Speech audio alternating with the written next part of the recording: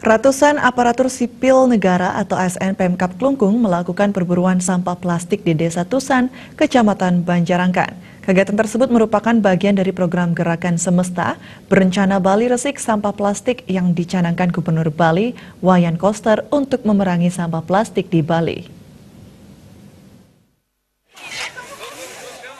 Kegiatan bersih sampah plastik dibuka Asisten Administrasi Umum Setda Kabupaten Klungkung, Iwayan Sumarta, di depan Pura Agung Kentel Gumi, Kecamatan Banjarangkan.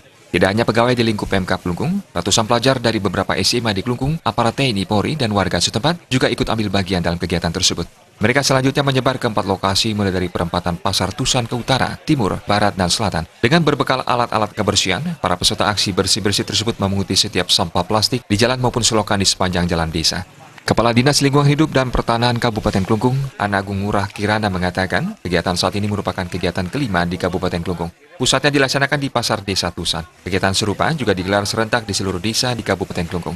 Menurut Kirana, aksi bersih-bersih yang biasanya dilakukan di pesisir pantai, kali ini digelar di pertengahan atau di titik-titik pasar tradisional. Menurutnya, pasar merupakan salah satu sumber atau penyumbang sampah terbesar yang dikhawatirkan bocor dan menyebar ke sungai, yang akhirnya bermuara ke laut.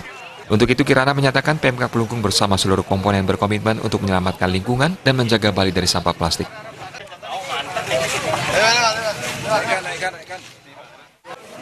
Hari ini kita melakukan lagi kegiatan Bali Resik Sampah Plastik menuju Bali Maju.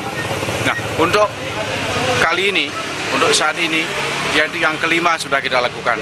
Yang pertama sampai yang keempat kita lakukan di muara sungai dan di tepi pantai. Dari sampah plastik kita bersihkan semuanya. Kemudian khusus yang kelima ini kita akan mulai di pertengahan sekarang, yaitu di titik-titik pasar tradisional. Nah, khusus untuk Klungkung kita lakukan pemilihan di pasar tradisional Desa Tusan. Kenapa kita memilih pasar?